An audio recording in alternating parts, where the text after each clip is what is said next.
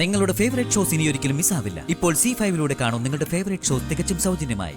ഈശ്വരന്റെ വഴിയും തീരുമാനങ്ങളും മുൻകൂട്ടി അറിഞ്ഞ് അതിനെ ചേർത്താൽ അതിലും വലിയ ആപത്തുകളായിരിക്കും വന്നു ഭവിക്കുന്നത്.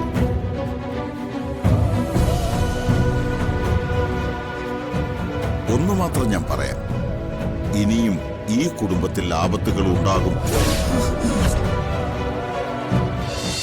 സ്വന്തം ഭർത്താവിന്റെ ജീവന് വേണ്ടി ഉള്ളു തകർന്ന് പ്രാർത്ഥിക്കുമ്പോൾ ദേവിക്ക് അധിക നേരം കണ്ടു നിൽക്കാനാവില്ല. കാരണം ഭർത്താവിനെ അങ്ങേയറ്റം സ്നേഹിച്ച ഒരു ഭാര്യയായിരുന്നു ദേവിയും. ഒറ്റക്കാലിൽ ചിലമ്പണിഞ്ഞ ദേവീരൂപം.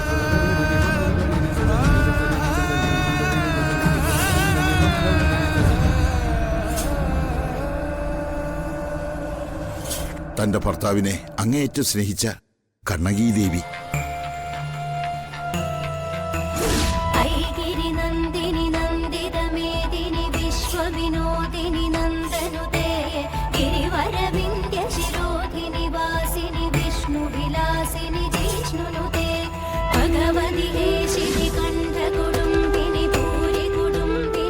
അതുകൊണ്ട് കുട്ടിക്ക് ധൈര്യമായിട്ട് പോകാം, ആപത്തുകളൊന്നും ഉണ്ടാവില്ല.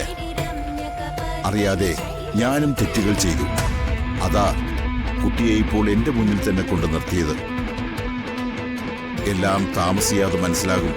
സമാധാനമായിട്ട് പോയിട്ട് വാ.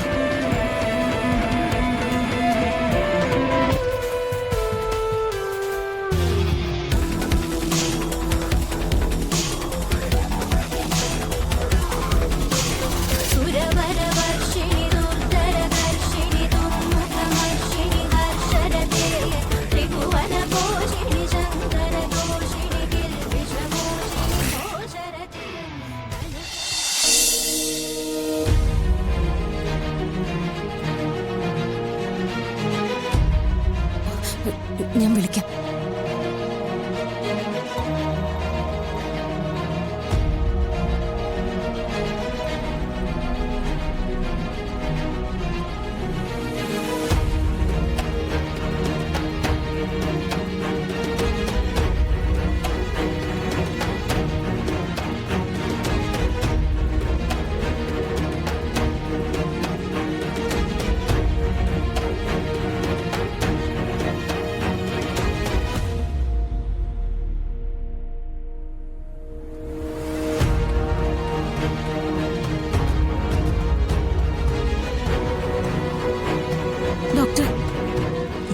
എങ്ങനെയുണ്ട് കാർത്തേട്ടന്?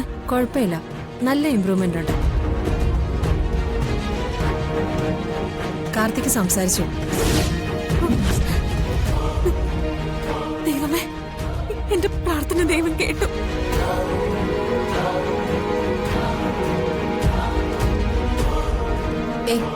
ഇപ്പൊ ഉണർത്തണ്ട, കാർത്തിക് നല്ല മയക്കത്തില്ല. ശരി ഡോക്ടർ.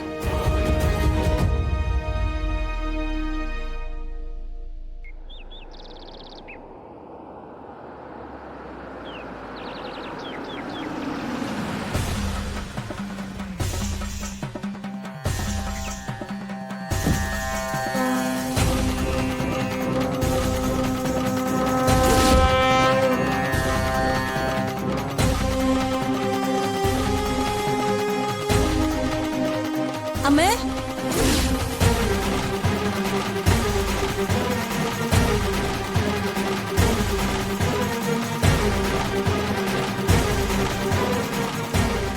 മോളെ ആരതി എടുത്തോണ്ട് വാ. അമ്മേ.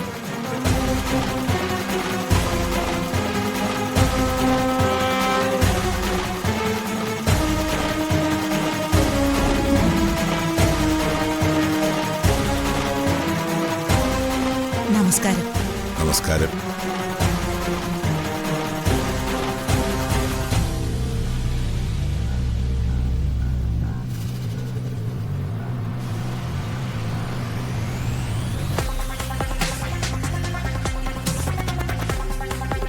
വരൂ സിദ്ധരായിക്കോട്ടെ.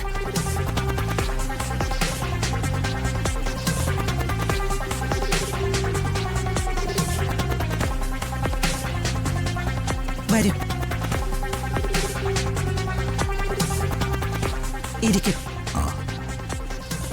രാജലക്ഷ്മി ഇരിക്കും. ഞാനിപ്പോ വന്നത് രാജലക്ഷ്മി അമ്മയോടൊരു കാര്യം സംസാരിക്കാനാണ്. കാര്യമെന്ന് പറഞ്ഞാലേ എനിക്ക് പറ്റിയ അബദ്ധമാണ്. അബദ്ധോ? സിദ്ധർക്ക് എന്ത് അബദ്ധം പറ്റാനാ? പറയാം. അന്ന് രാജലക്ഷ്മി അമ്മ എന്നെ കാണാൻ വന്നപ്പോ ഈ കുടുംബത്തെ പറ്റിയും ഇവിടെ നടക്കുന്ന ദുരന്തങ്ങളെ പറ്റിയും പറഞ്ഞിരുന്നു.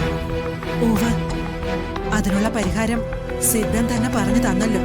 മീനാക്ഷിയുടെ കാര്യം. അതാണ് ഞാൻ പറഞ്ഞ അബദ്ധം.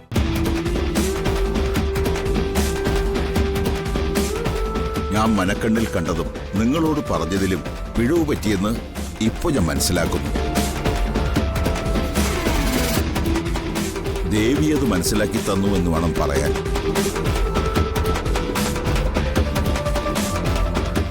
തെറ്റുപറ്റിയാൽ അത് തിരുത്തണമല്ലോ. ആ തെറ്റ് തിരുത്താനാ ഞാൻ വന്നത്. ഞാൻ പറഞ്ഞ കാര്യങ്ങൾ മനസ്സിൽ വെച്ച് രാജലക്ഷ്മി അമ്മ തെറ്റായ തീരുമാനങ്ങൾ എടുക്കരുത്. ഈ കുടുംബത്തെ പറ്റിയും ഇവിടെയുള്ള ആളുകളെ പറ്റിയുമുള്ള എന്റെ ധാരണകൾ തെറ്റിപ്പോയി എന്ന് പറയുന്നതാണ് സത്യം.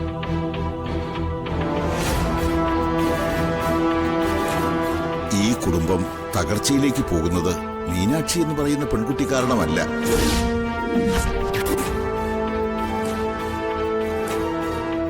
അതിന് കാരണം മറ്റൊരാളാണ്.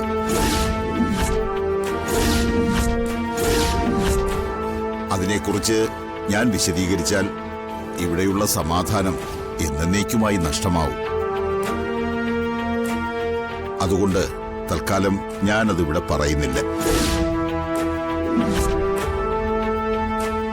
ഒന്നു മാത്രം പറയാം, മീനാക്ഷി മുഖേന നല്ലത് മാത്രമേ ഈ കുടുംബത്തിൽ സംഭവിക്കൂ.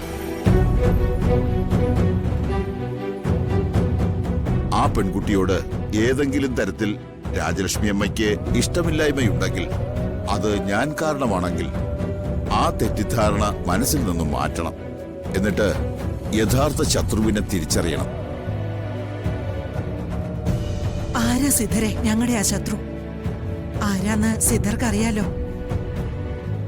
പറഞ്ഞൂടെ ആരാന്ന്? ചിലതെല്ലാം അനുഭവിച്ചല്ലേ പറ്റൂ രാജലക്ഷ്മി അമ്മേ.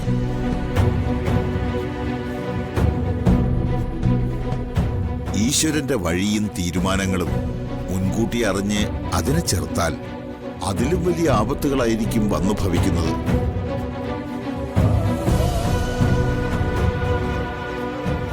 ഒന്നു മാത്രം ഞാൻ പറയാം, ഇനിയും ഈ കുടുംബത്തിൽ ആപത്തുകൾ ഉണ്ടാകും.